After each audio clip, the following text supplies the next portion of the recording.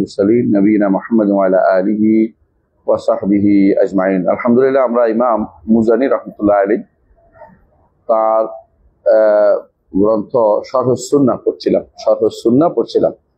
আমরা ইনশাআল্লাহ শারহুস সুন্নাহর যে জায়গায় থেমেছিলাম তা হচ্ছে সিফাতুল্লাহ আযজা ওয়া জাল্লা। তো এখানে এক জায়গায় আমরা লাস্ট শেষ করছিলাম, বোধহয় শেষ করতে পারিনি পুরোটা। বলেছিলাম যে আলিন আলা আরশি, বোধহয় এখানে থামছিলাম, তাই না? এই কথাটা এখানে একবার আসছে, আগেও একবার আসছে। আপনি বলছেন আলিন আলা আরশি, দেখছেন না আপনারা যে আল্লাহ তাআলা কোথায় আছে? ওখানে আল্লাহর পরিচিতি আছে, আর এখানে আল্লাহ সিফাতের আকার বর্ণনা করা হচ্ছে। আপনারা জানেন যে আল্লাহ কোথায়? আরশের উপরে। এটা হচ্ছে কি তার সত্তাগত পরিচয়, যে সত্তাগত কোথায় আছেন? সত্তা, এই সত্তা আরশের উপর আছে। আর যখন গুণ হিসেবে উল্লেখ করবেন তখন অলু আল্লাহ একটা গুণ, উপরে থাকা আল্লাহ একটা গুণ। আর অলু কয় প্রকারের? আমরা বলছিলাম 3 প্রকার। এটা হচ্ছে অলু যাত, সত্তাগত উপরে। এটা হচ্ছে অলুল কাহার, ক্ষমতাগত উপরে। একটা অলুল মানজিলা, সম্মানগত উপরে। আল্লাহ তাআলা সর্বদিক থেকে আল্লাহ তাআলা উপরে, সর্বদিক থেকে তিনি উপরে। অনেকে হয়তো বলতে পারেন যে আল্লাহ তাআলার জন্য অলু যাত আমরা কিভাবে সাব্যস্ত করব? অনেকে আশারি মাতুরিদিরা 2টা সাব্যস্ত করে। কোনটা? অলু আল কাহার এবং অলুল মানজিলা, যে আল্লাহর সম্মানের দিক থেকে উপরে, আল্লাহ তাআলা ক্ষমতার দিক থেকে উপরে, এই 2টাকে সাব্যস্ত করে, কিন্তু অলু যাত সাব্যস্ত করে না। এবং তারা বলে অলু জাত সাব্যস্তের দলিল কি, যেহেতু বলতে চায়। দলিল আমরা সারাদিন দিলেও নিবে না। এটার উপরে আমরা তো বই লিখেছি, আপনারা জানেন, রহমান আশরফ উঠেছেন। এটার উপরে আমি নয় শুধু, আলহামদুলিল্লাহ যুগ যুগ ধরে আলমরা লিখে গেছেন। প্রথম যদি বলে বই আকারে লিখেছেন কে? ইমাম ইবনে আবি শাইবা, আল আরশ ইবনে আবি শাইবা। এরপরে ইমামরা যুগে যুগে বই লিখেছেন। ইবনে তাইমিয়া লিখেছেন, ইবনুল কাইয়িম লিখেছেন, যাহাবী লিখেছেন, তারপরে ইবনে আব্দুল হাদি লিখেছেন। এভাবে বই কিন্তু প্রচুর লেখা হয়েছে। কিন্তু এটা কেন গুরুত্ব দেওয়া হয়েছে? কারণ এটাকে মানে না কারা? জাহমিয়ারা। আর জাহমিয়াদেরকে এই কারণে কাফের বলা হয়েছে। অনেকগুলো কারণ, আমাদের এটা বড় কারণ, যে আল্লাহ তাআলাকে তারা আরশের উপর মানে নাই, উপরে মানে না। এবং আবু হানিফা রাহমাতুল্লাহ আলাইহি পর্যন্ত এটা উল্লেখ করেছেন বিস্তারিত, যে ওয়ালাইসাল আসফালু মিনাস রুবিয়াতি শাই, নিচে থাকা কোনো রবের কোনো গুণ নয়, রব উপরে। আর উপরে হচ্ছে শরীফ, উপরে থাকা শরীফ। আর উপর বলতে আমরা সর্ব উপর বোঝাচ্ছি, যেটা আমাদের আপেক্ষিক উপর না। আপেক্ষিক উপর মানে কি? অনেকে আছে উপর বলতে মনে করে বসে আছে হয়তো আমার মাথার উপর, এটা উদ্দেশ্য না। এগুলো শুধু আমার নয়, সমস্ত সৃষ্টিগুলোর উপর। সৃষ্টি যারা নিচের দিকে আছে, আরো নিচে আছে, আরো নিচে আছে, কোন দিকে মাথা দিচ্ছে এটা বড় কথা নয়, উপর বড় কথা। সব দিক থেকে উপরে অলুল মতলাক বলে, এটা বলে অলুল মতলাক। এই অলুল মতলাকের ধারণা তাদের অনেকেই নিতে পারে না বলেই তারা বলে যারা আমেরিকা আছে ওদের মাথা তো নিচের দিকে। এই কথা ঠিক না। কোনো মানুষের নিচের দিকে, মাথার উপরের দিকে পা দিয়ে নাই কোনো মানুষের। কারণ আপনি আমেরিকা যারা আছে ওরাও বলবো হয়তো আমরা নিচের দিকে, আমাদের উপর আর নিচে, কথাটা এরকম না। এটা পৃথিবী এত সমান্তরাল ভাবে ছোট ছোট এক জায়গায়, কোন জায়গায় কার বসে কেউ বলতে পারে না। আচ্ছা, সবাই কিন্তু মাথার উপরের দিকে আছে। এখন চোখের দৃষ্টির কারণে কোনো কিছু উপরে নিচে হয়, কিন্তু মৌলিকভাবে যত কিছু হোক না কেন এগুলি সবই একটা গোলকের মধ্যে। আর এরকম হাজার হাজার কোটি কোটি কোটি কোটি গোলক আছে, এগুলি সবগুলির উপরে হচ্ছেন আসমান। আর হচ্ছে আসমানগুলি 7টা শেষ হওয়ার পরে হচ্ছে কুরসি, তারপরে পানি, তারপরে রব্বুল আলামিন আরশ। সুতরাং আরশের উপর রব্বুল আলামিন, উপরের তো কোনো শেষ নাই। উল মুতলাক এটার নাম, আল উলুল মুতলাক এটার নাম। তো উলুল মুতলাক আল্লাহর জন্য সাব্যস্ত করতে হবে, আল্লাহর জন্য উলুল মুতলাক সাব্যস্ত করতে হবে। এটা যে ব্যক্তি সাব্যস্ত করবে সে ব্যক্তি ঈমানদার হতে পারে না, এই জন্য তিনি এখানে আবার উল্লেখ করেছেন যে আলিনা আলা আরশিহি বাইনুম মিন খালকিহি, সৃষ্টির উপরে তিনি, আল্লাহ তাআলা সৃষ্টির উপরে এবং সৃষ্টি থেকে আলাদা। এই বাড়তি অংশ কেন বলতে হবে? এটা হলো ওইটার আলিন আলা খালকিহির জন্য কি ওইটার ব্যাখ্যা। না হলে কিছু মানুষ এসে বলবে, এখন যারা বলে দেখছেন আপনারা শুনেছেন, অনেকের মুখ দিয়ে বলে, কি বলে? আল্লাহ তাআলা তিনি আরশের উপর আরশের ঊর্ধ্বে। তাদের উদ্দেশ্য কিন্তু উপরে বলা নয়, আরশের ঊর্ধ্বে মানে বলা উদ্দেশ্য আরশে থাকা থেকে তিনি মুক্ত, এটা বোঝানোর জন্য। আরশের উপরে থাকা থেকে মুক্ত বোঝানোর জন্য, মানে শব্দ নিয়ে খেলাধুলা করে। যে তারা কি করে, শব্দ নিয়ে খেলাধুলা করে। আপনি দেখবেন তাদের কথার ভিতরে প্যাচ নিয়ে কথা বলবে, হক কথা বলতে পারে না। বাতিল কখনো স্পষ্ট তাসাউর করতে পারে না, হকে শুধুমাত্র স্পষ্ট কথা বলতে পারে, হকে শুধু স্পষ্ট কথা বলতে পারে। তো এই জন্য আল্লাহ তাআলার জন্য উলুউল্লাহ আলা আরশিহি এটা সাব্যস্ত করতেই হবে, তিনি আরশের উপর। তো আলী আলা আরশি একটা হচ্ছে তিনি উপরে, একটা হচ্ছে উপরে উঠেছেন, দুইটা ভিন্ন ভিন্ন গুণ, কিন্তু ইস্তাওয়া আলা আরশ এটা আলাদা গুণ। তো এখানে বায়ুন আলা আরশ, আলী আলা আরশি তিনি আরশের উপরে রয়েছেন, এটা উল্লেখ করা হয়েছে। বায়ুন মিন খালকি সৃষ্টি থেকে আলাদা, এটা বলবে অবশ্যই ইমানদার বলবে। আলা আরশি বায়ুন মিন খালকি, দুটো একসাথে লেগে লেগে বলবে। অনেক সময় অনেকে বলে থাকেন যে আল্লাহ যেটা বলেন এটা আমরা কেন বলছি, এটা হলো আগেরটার ব্যাখ্যা করে বুঝিয়ে দেন, নয়তো আমরা শব্দ আনতেই পারবো না। কোনো শব্দ আনলেও কেউ তো বলে নেই, এটা হলো ব্যাখ্যা। যেমন আমরা বাংলা অনুবাদের ক্ষেত্রে ব্যবহার করি, উপরে শব্দ ব্যবহার করছি, আল্লাহ তো বলছে আলিম, ঠিক অনুরূপভাবে এটাও আরবিতে এটা আলিম আলা আরশির ব্যাখ্যা এই হিসাবে আসবে। নতুন কোনো জিনিস নতুন এমন কিছু আসবে না যেটা নতুন কোনো বিষয় সাব্যস্ত করে, এরকম কিছু না। আগের কথাটাকে স্পষ্ট করার জন্য যা আসবে সেটা আসতেই পারে, এটা দর্শনীয় কিছু নয়। তবে এটা অপব্যাখ্যার জিনিস নয়, কারণ এটা আগেরটা থেকে যে কি ভুল বুঝতে পারে সেটা বন্ধ করার জন্য এরকম অতিরিক্ত শব্দ আইনে সলফে সালেহিন উল্লেখ করেছেন। যেমন আমরা বলেছিলাম ইমাম আহমদ রহমতুল্লাহ আলাই কি বলতেন, যে ব্যক্তি বলবে আল কোরআনু কালামুল্লাহ, কই থেমে গেলে হবে না। আগে একসময় থেমে যাইত আল কোরআন কালামুল্লাহ, কিন্তু যেদিন থেকে মানুষ এটাকে মাখলুক বলা শুরু করে দিয়েছে, বিশেষ করে মুতাজিলারা, সেদিন থেকে অবশ্যই বাড়তি বলতে হবে, বাড়াই বলতে হবে কি গায়রু মাখলুক, আল কোরআনু কালামুল্লাহ গায়রু মাখলুক। এখন এই বাড়তি অংশটা বাড়িয়ে বলতে হবে। এই জন্যই ঠিক অনুরূপভাবে এই যে যারা এখন আল্লাহ আরশের উপরে ইস্তেওয়া করে রেখে দেয়, ওদের বলতে হবে ইস্তেওয়া অর্থ কি বলেন, বলে জানেন না, বলে অন্য জায়গায় জানেন, কিন্তু অন্য জায়গায় আপনি জানেন, অন্য জায়গায় কোথায় জানেন? হ্যাঁ, ফাইজা ইস্তাওয়াইতুম আনতুম ফাইজা ইস্তাওয়াইতা আনতা ওয়া মা'আকা আলাল ফুলকি ফাকুল আলহামদুলিল্লাহি আল্লাযী নাজ্জানা মিনাল কওমিজ যালিমিন, ওখানে তো আপনি জানছেন। এবং অনুরূপভাবে আরো জানেন আপনি কোথায়, ওয়াস্তাওয়াত আল জুদি, সেখানেও জানছেন।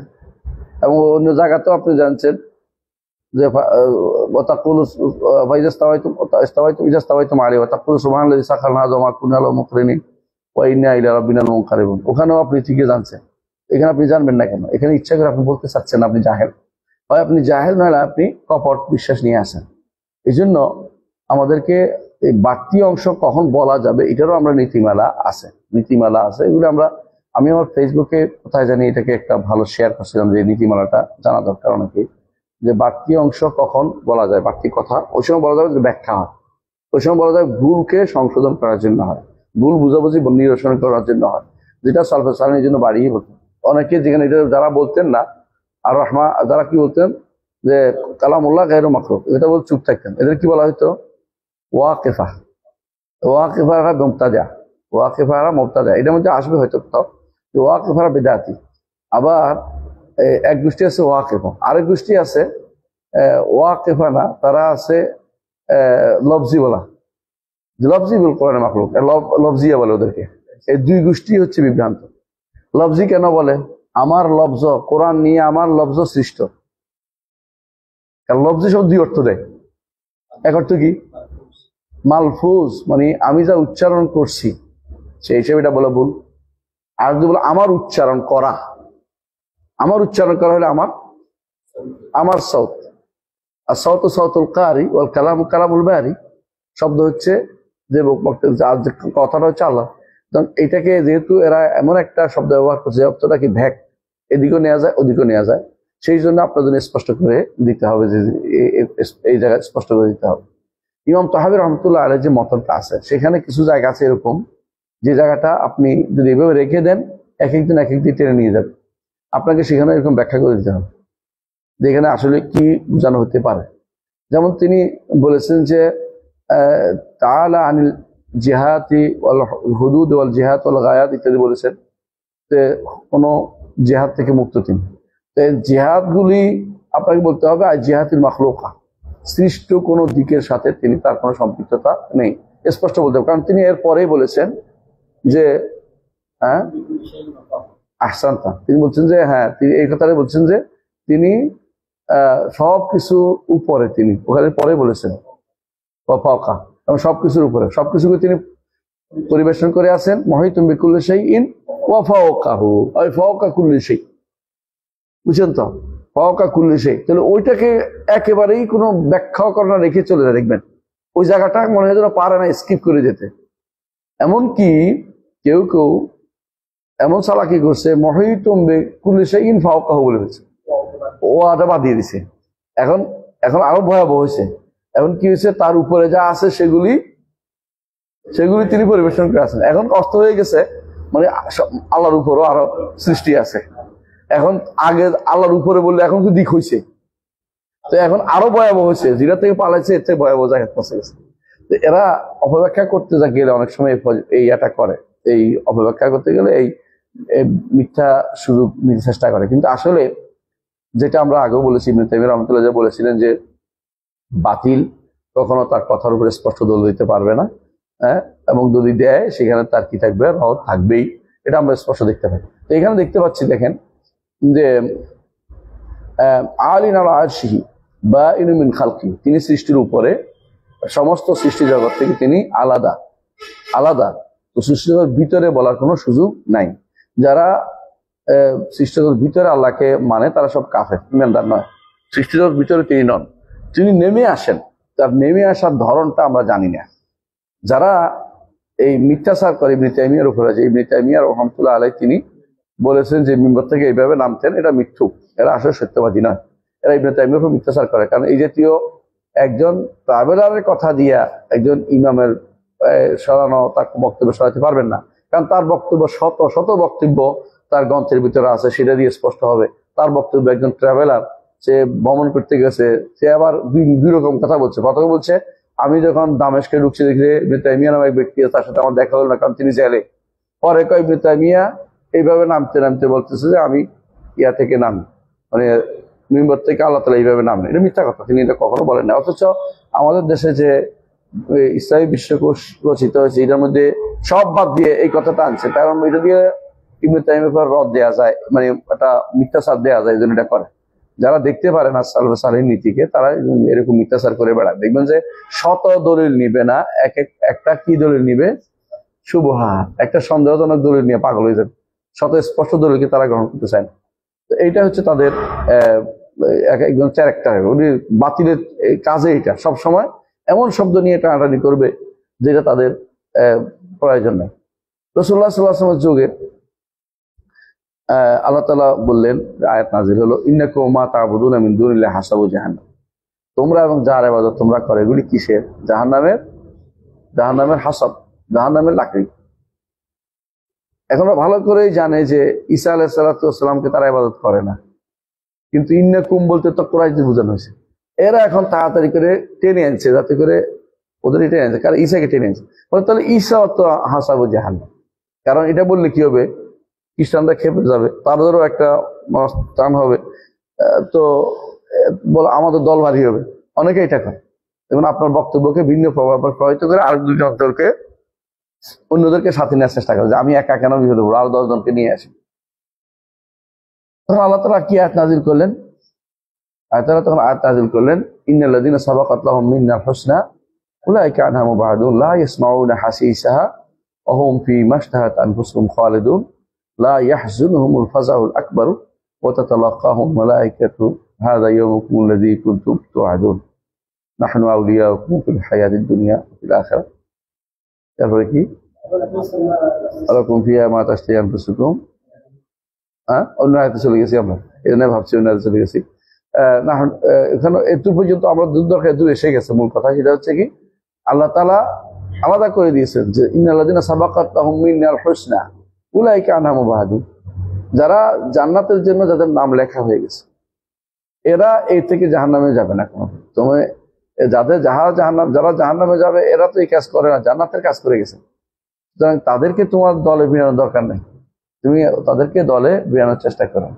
এরা বেশিরভাগ সময় দেখবেন যে এমন লোকদের দলে ভিড়া, যে লোকটা মানে সবাই সর্বস্বীকৃত, তারা কোনদিন এই আকীদায় ছিলেন না, তখন তারপরেও তারা এই আকীদা দুই টানার জন্য এমন এমন বক্তব্য নিয়ে আসবে যেগুলি মনে করে যে আমার দল বাড়িয়েছে। দল বাড়িয়ে কিছু নেই, এরা মিথ্যাচার করে। এরপর বলছেন, কি বলছেন পড়েন, মাওজুদুন ওয়া লাইসা বিমাদুমিন ওয়া লা বিমাফকুদ। আল্লাহর নাম কিন্তু মওজুদ নাই, লাইসা বিমাদুমিন ওয়া লা মাফকুদিন, এটা কোনো এরকম নেগেটিভ সিফাত তো আসে না, এটাকে বলে সিফাত সালবিয়া। যদি মওজুদ হয় তাহলে এটা কি ইখবার, মওজুদ তো কি ইখবার, মানে আল্লাহ অবশ্যই অস্তিত্ব আছে। উজুদ মওজুদ অর্থ হলো যার অস্তিত্ব আছে, অস্তিত্ব অর্থ। এটা ইখবার অর্থ কি সংবাদ দেওয়া হয়েছে। আর সংবাদের জায়গাটা আরো প্রশস্ত, সংবাদের জায়গাটা কর্মর চেয়ে বেশি প্রশস্ত, সিফাত ফেলিয়াছে। আর সিফাত গুলো এসএম এর চেয়ে বেশি কম প্রশস্ত, মানে সবচেয়ে বেশি হচ্ছে এসএম, আর সবচেয়ে বেশি হচ্ছে সংবাদ, তারপর হলো সিফাত, তারপর হলো এসএম। এসএম এরটা হচ্ছে দইয়ে, এত বেশি উল্লেখ করা হয়নি যতগুলো হিসাবের দিক থেকে। কিন্তু হ্যাঁ, আল্লাহর নামের তো আমরা সীমা নির্ধারণ করতে পারি, আল্লাহ তাআলা কত নাম আল্লাহই জানে শুধুমাত্র। কিন্তু সবচেয়ে বেশি আমাদের কাছে যেটা আসছে, এটা বলা উদ্দেশ্য, আমাদের কাছে নাম আসছে, তার থেকে বেশি আসছে সিফাত, তার থেকে বেশি আসছে ইখবার। ইখবার ইখবার আল্লাহ সম্পর্কে যে সমস্ত খবর দিয়েছে এগুলো অনেক বেশি ব্যবহার করা যায়। যেমন আল্লাহ তাআলার জন্য শাহী বলা যাবে, কিন্তু শাহী তো সিফাত না। আল্লাহ তাআলা শাহী তো সিফাত না। তো আল্লাহ তাআলার জন্য মওজুদ বলা যাবে, কিন্তু মওজুদ আল্লাহ সিফাত না। এটা কি ইখবার, আল্লাহ সম্পর্কে জানান। আল্লাহ সম্পর্কে জানান দেওয়ার জন্য এমন শব্দ ব্যবহার করা হবে যেগুলোর মধ্যে কোনো খারাপই নেই, কোনো ত্রুটি নেই। তো এই যে ত্রুটি মওজুদ ব্যবহার করা যাবে, কোনো সমস্যা নেই, তিনি ব্যবহার করেছেন। ওয়ালাইসা বিমাদুমিন ওয়া লা বিমাফকুদ, এটা হলো ওটা মওজুদের ব্যাখ্যা। কারণ যে জিনিস মওজুদ এর অর্থ হলো মাদুম না এবং মাফকুদ না। মাদুম হচ্ছে এটা আসে নাই কোনোদিন, আর মাফকুদ ছিল হারিয়ে গেছে, এমনটা বলার কোনো সুযোগ নাই। সুতরাং আল্লাহ তাআলার জন্য এই গুণগুলি, নেগেটিভ গুণগুলো আমরা বুঝতে পারছি, তাই তো?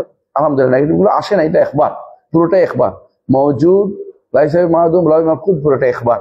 আর ইখবার যদি কোনো শুদ্ধ হয় তাহলে কোনো সমস্যা আমাদের কাছে নাই। ইমাম সেভাবে উল্লেখ করেছেন। পড়েন ওয়াল খালকু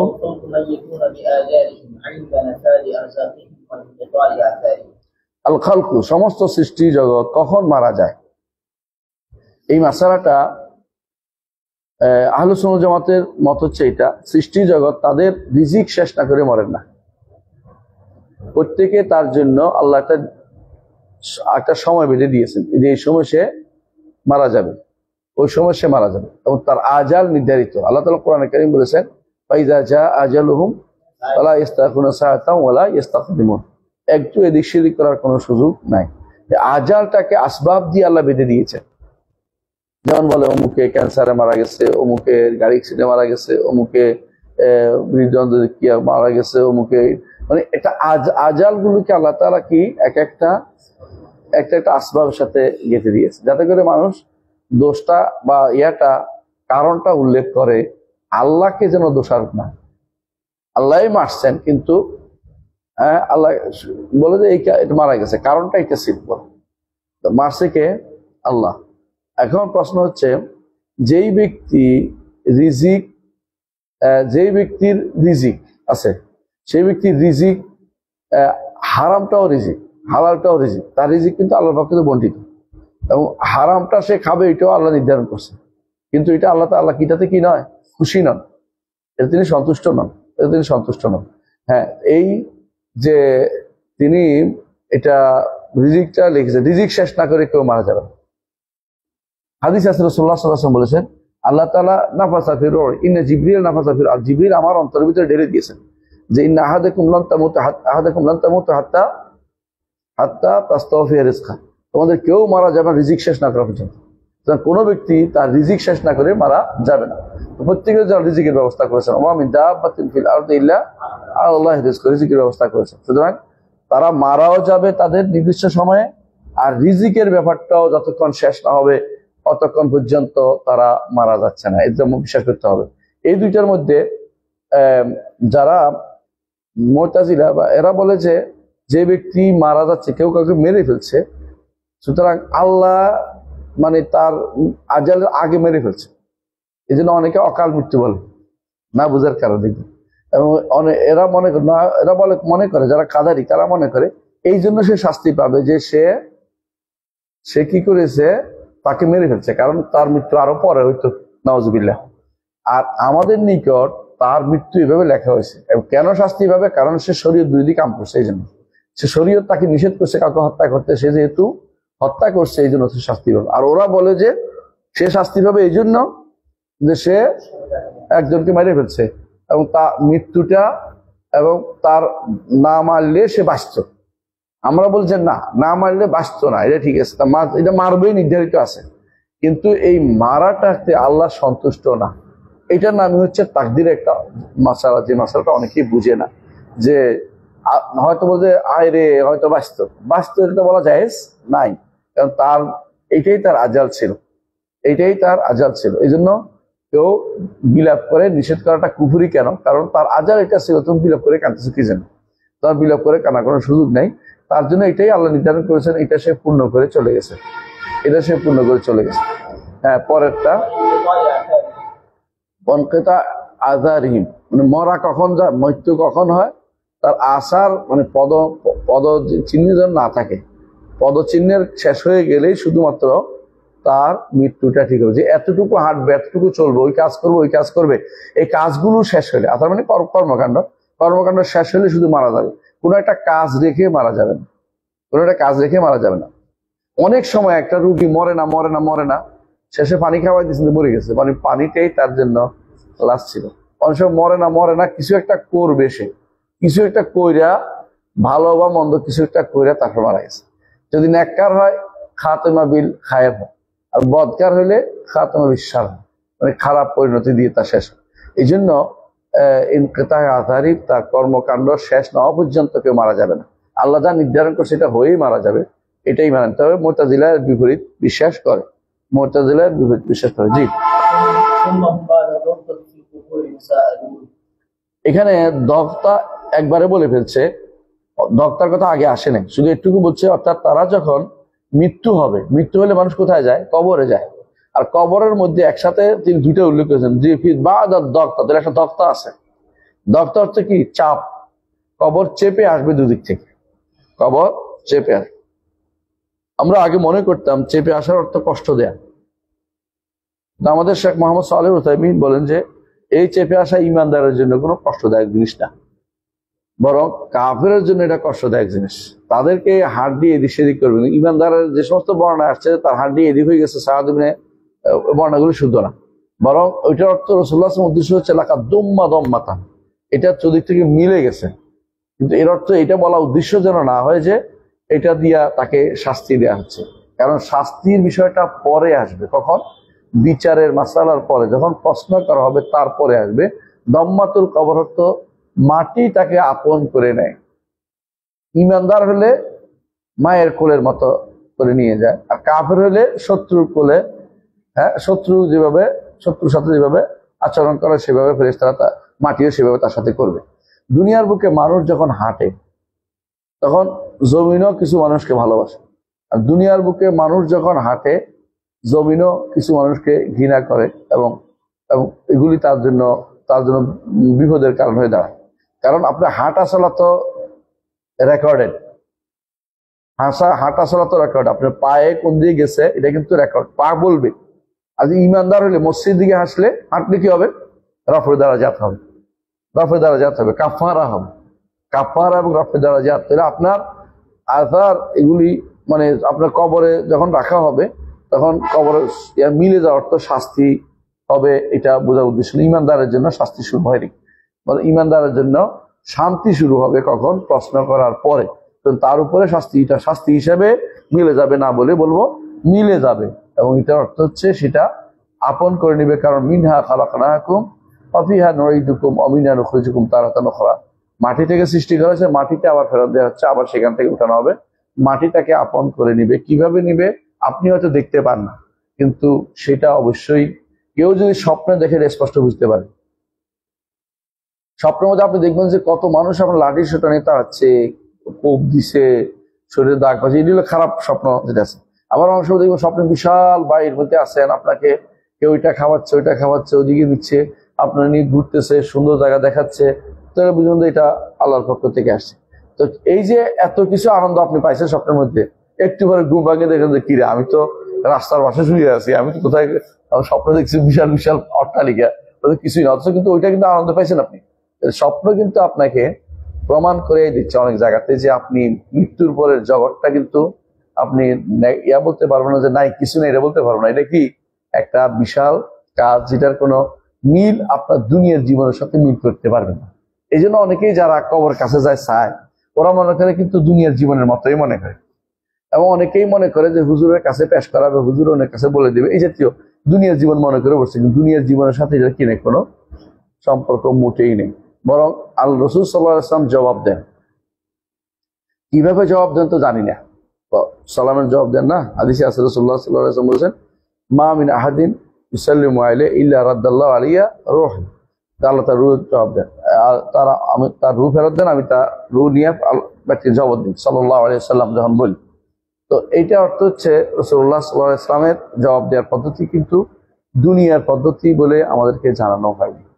রাসূলুল্লাহ সাল্লাল্লাহু আলাইহি ওয়াসাল্লাম বলেছেন যে ফেরেশতারা নবীরা কবরে সালাত আদায় করে, কিন্তু আপনি নবীরা কবরে কিভাবে সালাত আদায় করে এটা কিন্তু আপনি কখনো খুঁজে পাবেন না, কারণ সিস্টেমটা তো আমাদের জানা নেই। অজু লাগবে না সেখানে, আবার দাঁড়াইতে হয়েছে কিনা আপনি সিস্টেমটা জানেন না, কারণ এটাকে ছেড়ে দিতে হবে কি জন্য, যে আল্লাহ জানে এটার ধরনটা কিরকম হবে।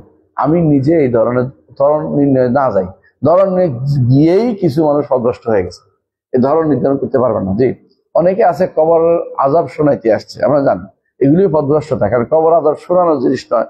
কবর আযাবের কারণে কি শব্দ হয়, মানুষ এবং জিন ছাড়া, সাকালাইন ছাড়া সবাই সেটা শুনতে পায়, রাসূলুল্লাহ সাল্লাল্লাহু আলাইহি ওয়াসাল্লাম বলেছেন। কিন্তু আমরা তো সবাই না, আমরা ওদের মতো না, এই জন্য আমরা শুনতে পাই। ওরা বুঝতে পারে এই জন্য পালায়। অনেক সময় গরু দেখবেন যে কবরস্থান ছিঁড়ে পালাইছে, কারণ তার ভয় পাইছে কোনো একটা কিছু। ইবনে তাইমিয়া রাহমাতুল্লাহ একটা সুন্দর ঘটনা উল্লেখ করেছেন, সেটা কি বলে যে অনেক সময় এই যারা ওট বা গরু এগুলি ক্ষতি হইলে, পেট ফাঁপা হইলে, তো তারা কি করে অলি আল্লাহর কবর নিয়ে যায়। তো নিলে পেট ফাঁপা ভালো হয়ে যায়। তো কারণটা কি উল্লেখ করছে, কারণটা হচ্ছে ওই যে অলি আল্লাহ নামে যার কাছে গেছে কবর কিন্তু আযাব হচ্ছে, ওইটা দেখে তার মানুষ সাধারণত বেশি ভীত হয়ে গেলে বাতাস ছেড়ে পাগল মতো হয়ে যায়। ওর অবস্থা ফাল বিশ্বাস হয়ে গেছে, কিছুক্ষণ করে ভালো হয়ে গেছে, মানে পেটের যে গ্যাস টেস ছিল সব চলে গেছে। তো ওরা অলি আল্লাহ মনে করছে ওখানে গেছি আর আমার ঘোড়াও ভালো হয়ে গেছে। আমার আসলে ওখানে অলি আল্লাহ না, ওখানে অলি শয়তান বসে আছে, এই জন্য তার ভালো হওয়ার জিনিস আছে। অন্য কোনো ইমানদার কবরের কাছে গেলে কিছু পায় না, এই জন্য তারা এটা এখানে যায় না। যারা যাবে সবচেয়ে শয়তান জাতীয় একটা কবর ছিল, ওইটারে অলি আল্লাহ বানাচ্ছে। জীবনে কোনোদিন নামাজ পড়ে নাই, জটালি বাবা ছিল, এবং যে কি ছিল, ওই হায়দার আলী তালা বাবা ছিল, নামাজ পড়ে না, খবিসের মতো চলছে। মরার পরে কি হয়ে গেছে, মাজার হয়ে গেছে। বেশিরভাগ মাজার হচ্ছে এরকম শয়তানদের রাখা, জীবনে সালাত আদায় করে নেন। এই যে আপনার লালন কি খাইতো, খবিস, এদের গোষ্ঠী লালন গোষ্ঠী এখনো কর্তা ভজা খায়। কর্তা ভজা বুঝেন তো, কর্তা ভজা, আউযুবিল্লাহ। এই জাতীয় জিনিসগুলো এরা যে খাচ্ছে, ওখানে গেলে তো আমার মনে হয় যে পেট ফাঁপা রুগী যে আছে ও ভালো হয়ে যাবে। মানুষ না, মানে ওট বা গরু ছাগল, কারণ তারা তো এটা আওয়াজ শুনে তারা ভয়ে ভীত হয়ে পেটের সব নাড়িগুড়ি পর্যন্ত বের হুকম হয়ে যাবে। ইমানদারের কবর গেলে এটা হবে না, ইমানদারের কবর তো শান্তি আর শান্তি, ও তো বাইরের শব্দ আসতেছে না, এটা তো ও শুনতেছে না। সুতরাং এই জন্য তারা এই সমস্যা হবে। এরা এই জন্য এই সমস্ত কবরের কাছে নেয়, উপকার পাইছি। এই উপকারটা হলো কারণ এটা তো আসলে আল্লাহর অলির কবরে গেলে উপকার পাওয়ার কিছু নেই। অলিদের কবরের কাছে দোয়া করা জায়েজ নেই, কবরের কাছে দোয়া করা জায়েজ নেই। অনেকে আছে কবরের কাছে দোয়া করে, কবরের কাছে দোয়া যদি করেন কবরবাসীর জন্য করবেন, কবর জিয়ারতের অংশ হিসেবে করবেন না। কবরবাসীর জন্য দোয়া করবেন, আল্লাহুম্মা আগফিরলাহু ওয়ারহামহু ওয়াআফি ওয়াফু আনহু ওয়া আকিম নুজুলাহু। আর যদি একটুকু বলতে পারেন আল্লাহ কবরের ফয়েজ ও বরকত আমার দাও, তো আপনি শিরক মুশরিক চলে গেছেন। বেশিরভাগ মানুষের কবরের ফয়েজ ও বরকত বসে আছে, বেশিরভাগ দোয়ার মধ্যে দেখবেন ফয়েজ ও বরকত চাচ্ছে। আমাদের ইমান কিন্তু আমরা কবর থেকে কিছু আসে না, সাবধান, মনে রাখতে হবে। হ্যাঁ, কবর থেকে যদি কোনো শয়তানের কবর হয় বা অলির শয়তান, তাহলে সেখান থেকে ভয় ভীতি আসে, যেটা দেখে কি হয়, গরু ছাগলের ফ্যাট হওয়া থাকলে ভালোই হয়। এরপরে পড়েন ফিল কুবুরে মুসাআলুন, কবরে তাদেরকে প্রশ্ন করা হয়। আর আমরা জানি যে এই প্রশ্নের নাম হলো ফিতনাতুল কবর। এই প্রশ্নের নাম কি? ফিতনাতুল কবর।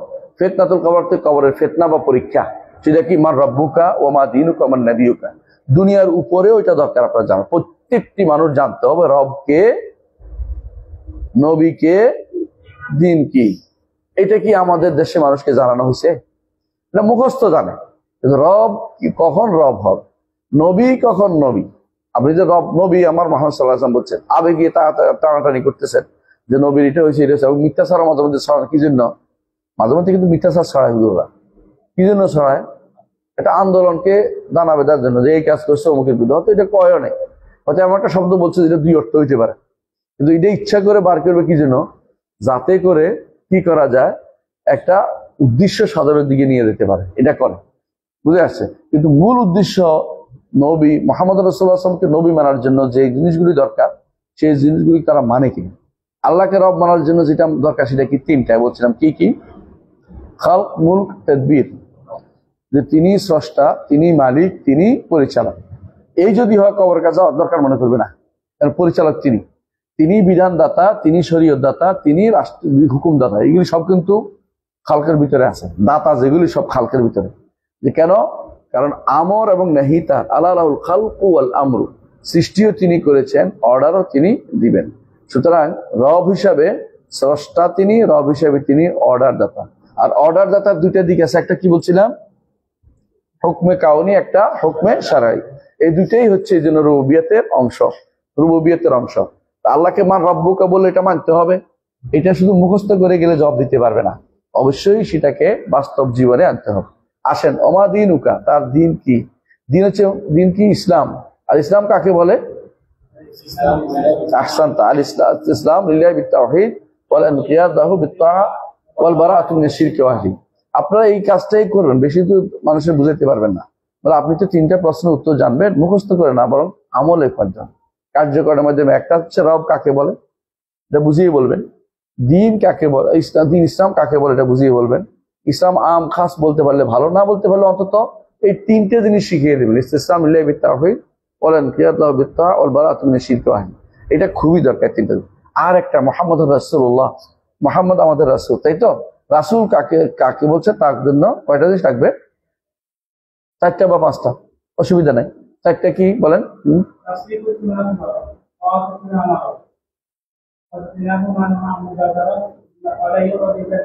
ইল্লা বিমা শারা।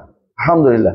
তাসদীকু ফিমা আখবার, যেগুলি সংবাদ দিয়েছে এগুলি বিশ্বাস করতে হবে, যেগুলি নির্দেশ দিয়েছে এগুলি মানতে হবে, নিষেধ করেছে পরিত্যাগ করতে হবে, এবং তিনি যে শরীয়ত দিয়েছেন এর বাইরে যাওয়া যাবে না। এইগুলো শুধু দরকার, আমার সারা জীবন এটাই শিক্ষা দেয়, এটাই। আর অতিরিক্ত যদি যদি বলেন তাহলে একটা বলতে পারেন, সেটা কি? তাকে সবকিছুর চেয়ে বেশি ভালোবাসতে হবে, তাকে সবচেয়ে বেশি ভালোবাসতে হবে। কারণ রাসূলুল্লাহ সাল্লাল্লাহু আলাইহি ওয়াসাল্লাম বলেছেন, লা ইউমিনু আহাদুকুম হাত্তা আকুনা হাব্বা ইলাইহি মিন ওয়ালাদিহি ওয়া ওয়ালিদিহি ওয়া মিন নাফসিহি ওয়া ওয়ালাদিহি আজমাইন। নফসও আছে, নফসও আছে। তো এইগুলি থেকে বেশি ভালোবাসতে হবে। এইটাই তো আমাদের কবর উত্তরের জন্য, প্রশ্ন উত্তরে রেডি হওয়ার জন্য। এটা যদি করে যায় কবর প্রশ্ন উত্তর দিতে পারবে। এটা কয়জনে করে? এটা করলে তো আমরা আর লালন পাই না, কবর পূজারি পাই না, মাজার পূজারি পাই না, গণতন্ত্রবাদী পাই না। কথা বুঝছেন কিনা? এটা করলে আমরা সর্বদিক থেকে একটা পিওর মানুষ পাই, তার ব্যাপারে সাক্ষ্য দিতে পারি ভালো লোক ছিল। আর এটা যদি না হয়, তার ব্যাপারে আপনি হাজারবার মিথ্যা সাক্ষ্য দিলে কাজই পান। যে ব্যক্তি নামাজ সালাত আদায় করে নাই, আমরা মানে আল্লাহ যে নির্দেশ পালন করে নাই, সে ব্যক্তি কিন্তু মুহাম্মদ রাসূলুল্লাহ সাল্লাল্লাহু আলাইহি ওয়াসাল্লাম বাস্তবায়ন করে নাই। এটা বুঝাতে পারছি। যে ব্যক্তি নিষিদ্ধ পরিত্যাগ করে নাই, সে ব্যক্তিও বাস্তবায়ন করে নাই। সে তখন উত্তর দিতে পারবে না, যে দ্বীন আল ইসলাম বলতে পারবে না, এবং নবী মুহাম্মদ বলতে পারবে না, এবং তিনি রব্বি আল্লাহ বলতে পারবে না। কারণ তার এটা বের হওয়ার জন্য কাজটা করতে হবে। এটা মুখস্থ করার জিনিস নয় যে আমরা বলে দিলাম, তিনি উপর থেকে বলে দিলাম, তিনি করবেন। উপর থেকে বলে দিলাম, বুঝুন কিনা? অনেকে আছে, এটা চট্টগ্রাম থেকে শুরু করে কুমিল্লা পর্যন্ত যত কবর হয় সবগুলিতে কি করে, অন্য জায়গা তো আছে মনে হয়, উপর থেকে একজনে বলে দেয়, মেয়েটকে মাটি দিয়ে উপর থেকে একজন বলে দেয়, অমুক তুমি কিন্তু এরকম দুনিয়ার বুকে বলো যে আমি দুনিয়ার বুকে বিশ্বাস রাখতাম, মুখস্থ করা দিচ্ছে। মানে প্রশ্ন উঠতে হয়ে গেছে, নকল সরবরাহ করতেছে, বুঝুন তো? নকল সরবরাহ করতেছে।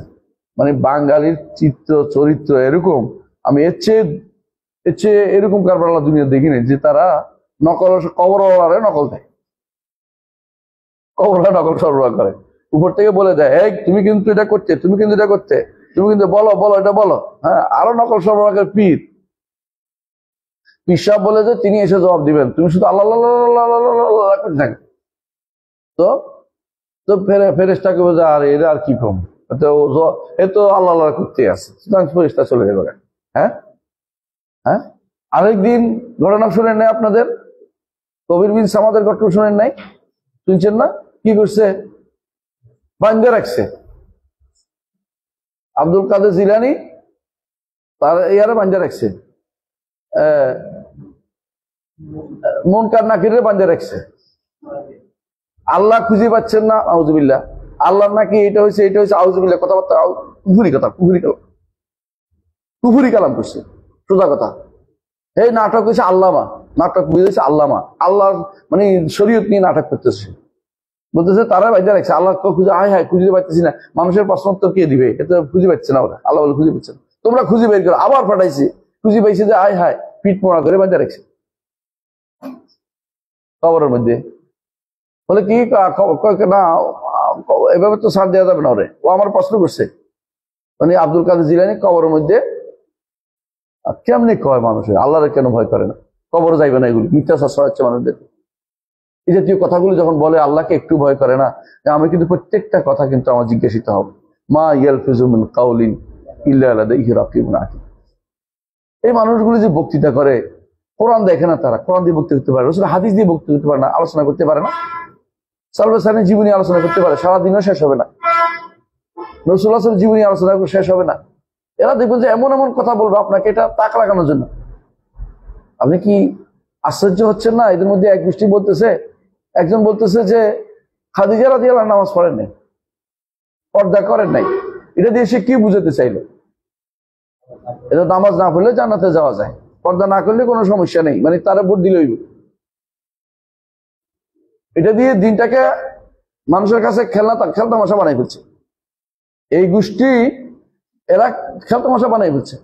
এরা প্রথমে মিথ্যাচার করছে, কোনো দিন ছিল না, সালাত বেতে কোনোদিন ছিল না, লা খায়রা ফি সালাতি ফি দীনিন লা সালাতা ফি, এমন দিনে কল্যাণ নাই যে দিনে সালাত নাই।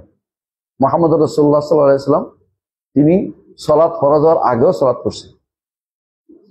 প্রমাণ হচ্ছে সূরা মুজাম্মিল, ওমিনাল লাইলি ফাতাহাজ্জাদ বিহি নাফিলাতাল লাক আসা আন ইয়াবআসাকা রাব্বুকা মাকামান মাহমুদা।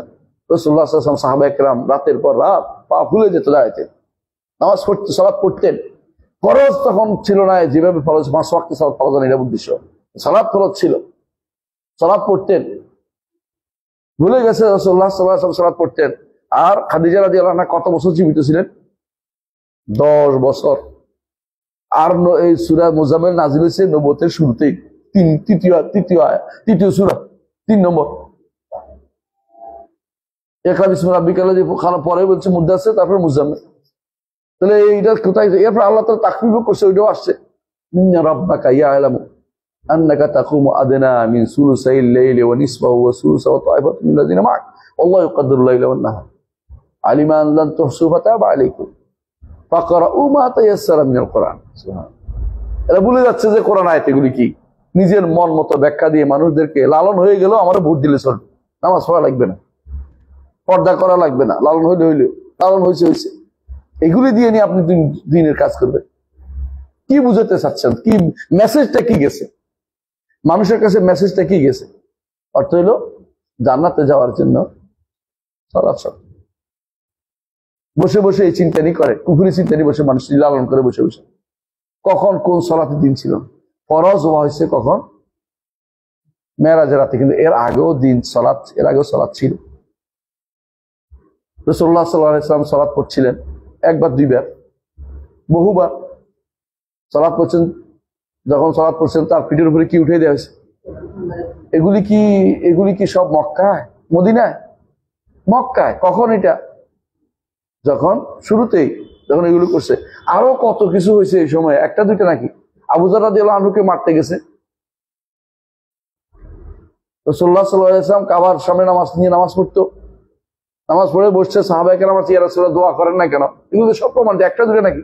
রাসূল কাবার কাছে সালাত আদায় করতেছেন, আর ওরা কাবার গিলাফের ভিতরে ঢুকে ঢুকে শুনতেছে, তারপরে এদের কাছে বলে সালাত পড়ে না। কত বড় শয়তান হতে পারে, চিন্তা করে দেখছেন? এরা দিনের ক্ষতি করেছে, দিনের কি উপকার করছে? এরা দিনের ক্ষতি করতেছে। এরা না জেনে, না জানা, না কথা বলা ভালো, না জেনে বানোয়াট কথা কেন বলে? কত কিছু ইচ্ছা করলে বলতে পারে, কিন্তু একটা বলে তাক লাগানো কেন দরকার? আপনার তাক লাগানো দিন নয়, দিন হচ্ছে যেটা আছে এটা বলা।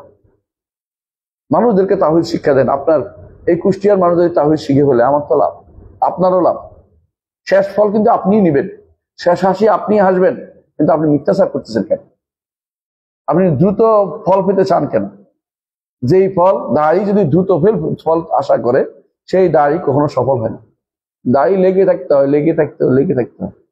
কখন আল্লাহর রহমত হবে যে মাদউরা কথা শুনবে, মাদউরের মন্তরটা আল্লাহ নরম করে দিবে, দিনের দিকে ফিরিয়ে দিবে, এই আশায় থাকতে হবে।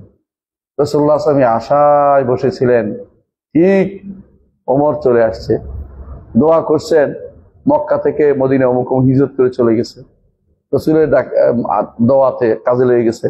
এটা না করে আপনি যদি কোনো ওনাদের কাফের, মুশরিক এবং বদ্দিন এদের পিছনে আপনি মনে করেন তাদেরকে কেমনে খুশি করা যায়, তাহলে আপনার কিন্তু কোনো লাভ নাই। ওয়াদ্দু লাউ তুদহিনু ফায়ুদহিনু, তারা চায় আপনি তেল মারেন, তো তারাও আপনার তেল মারেন। কথা বুঝছেন তো? স্পষ্ট শব্দ এখানে। ওমা আলাইকা আল্লাহ ইয়াযাক্কা, আপনি পৌঁছে দেওয়ার দায়িত্ব। পবিত্র না হলে আপনি কিছু করেন না, আপনি তো ব্যস্ত হওয়ার দরকার নেই। ওমা আলাইকা ইল্লাল বালাগুল মুবিন, স্পষ্টভাবে পৌঁছে দেওয়া আপনার দায়িত্ব। আপনি দুনিয়ার সমস্ত হেদায়েতের দায়িত্ব আল্লাহ আপনাকে দেন নাই। হেদায়েত আল্লাহ, হেদায়েত আল্লাহর হাতে। আপনি পথ দেখান, হেদায়েত দিবেন আল্লাহ, হেদায়েত দিবেন আল্লাহ। আল্লাহ কোরআন কারীমে এটাও বলছেন, ইন্নাকা লা তাহদি মান আহবাবতা, চাইলে হেদায়েত দিতে পারবেন না, আমিও দিতে পারবো না।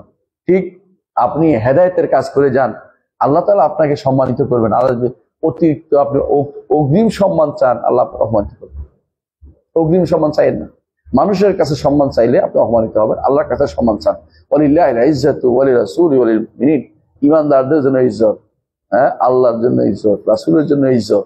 আর আপনি যদি কোনো মাহমাব তাগাইনা ইজ্জাতা মিন ইনদি গায়রিল্লাহ আযাল্লানা আল্লাহ, কে বলছে এটা? ইমাম ওমর রাদিয়াল্লাহু বলেছেন যে আল্লাহ তাআলা ইসলাম দিয়ে সম্মানিত করেছেন, আপনি ইসলামের অংশ বাদ দিয়ে সম্মানিত হতে চান, আল্লাহ আপনাদেরকে অপমানিত করবেন। ওমর রাদিয়াল্লাহু বলে দিয়েছেন আমাদের। এবং কোরআনে কারীমে আল্লাহ তাআলা বলছেন, আইয়াবতাগুনা ইনদাহুল ইজ্জাতা, তারা কি এদের কাছে ইজ্জত চায়? আপনি কার কাছে ইজ্জত চাচ্ছেন? লালনের কাছে, পালনের কাছে? লালন একটা গোষ্ঠী, পালন আরেকটা গোষ্ঠী আছে। পালন আরেকটা গোষ্ঠী আছে, জানেন তো? পালন একটা গোষ্ঠী আছে লালনের মতোই।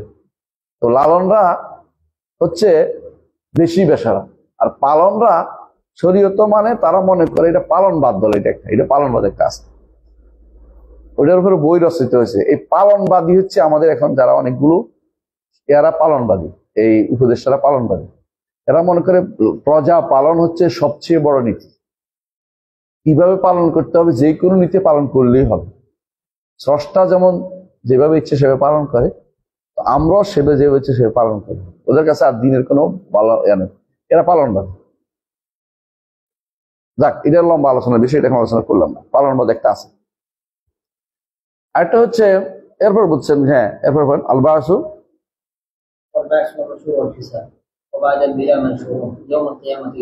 বাদাল বিলা। বিলা মানে কি? পৌঁছে যাওয়ার পরে, শেষ হয়ে যাওয়ার নিশ্চয় আবার তারা উঠবে। এই নয় যে শেষ হয়ে গেছে তা নয়, শেষ হয়ে গেছে তা না, বরং তারা আবার মনসুর, আল্লাহর কাছে উত্থিত হবে।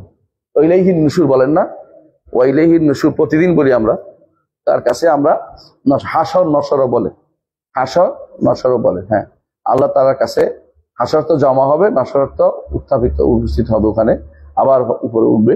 হ্যাঁ, এটা বিশ্বাস করতে হবে। এটার নাম কি? বাদাল বিলা। এটা হচ্ছে দ্বিতীয় কিয়ামতের দ্বিতীয় ধাপ।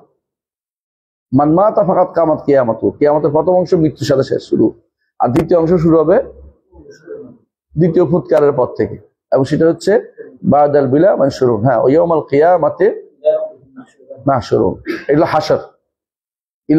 ইলা রাব্বিহিম মাহশুরুন, তাদের রবের দিকে তার হাসর হবে। ইয়াউমা ইউনফাখু ফিস সূরি, হ্যাঁ না, আরেকটা সুম্মা নুফিখা ফি উখরা ফাইযা হুম কিয়ামুন ইয়ানসিরুন। হ্যাঁ, ফাইযা হুম আজদে আছে ইলা রাব্বিহিম ইয়ানসিরুন, কবর থেকে তাদের রবের দিকে যেন ইয়ানসিরুন, নাসলান বলা হয় দ্রুত পদে যাও, আল সুরাতুল মাশি, দ্রুত যেন সেদিকে উঠতেছে। অন্য আয়তে আছে কান্নাহুম ইলা নুসুবিন ইউফিদুন, যেন কোনো নির্দিষ্ট একটা জায়গা যেখানে বলে ওই জায়গার দিকে তারা দৌড়ে পড়ছে। কোন জায়গা? যেমন আমরা বলি যে ওখানে গেলে কি যে আগে যাবে সে এটা পাবে, দেখবেন যে সবাই ওই জায়গা দৌড়াচ্ছে। এই নসুব বলে এটাকে, নির্দিষ্ট একটা লক্ষ্য বস্তুর দিকে দৌড়াচ্ছে। তো তারা এই সিংহার ফুট এমন এক সিংহার ফুট যেটার কারণে সব কবর থেকে মানুষ হইয়া উঠে আবার জায়গা মতো উঠে যাচ্ছে, বসে যাচ্ছে। ওই সময় কি ঘোড়া করে যাবে? কেউ কেউ আছে এই হাদিসটাকে ভুল বুঝছেছে। একটা হাদিস আছে যে দুইজনে এক ঘোড়াতে, তিনজনে একজন ভাগাভাগি হয়ে কেউ, এটা হচ্ছে দুনিয়ার হাসর। এটা হচ্ছে দুনিয়ার হাসর। দুনিয়ার হাসর কোথায়? সিরিয়া বা শাম। সিরিয়া না বলি শাম বলি। শাম বলি কেন? বিশাল এলাকা তো, বাইতুল মাকদিস সহ। সিরিয়া বলতে তো এখন ছোট এলাকা বলি। আল্লাহু আকবার, আল্লাহু আকবার। আমরা এখানে থামি ইনশাআল্লাহ। সুবহানাকা ওয়া বিহামদিকা আশহাদু আল্লা ইলাহা ইল্লা আনতা আস্তাগফিরুকা ওয়া আতুবু ইলাইক।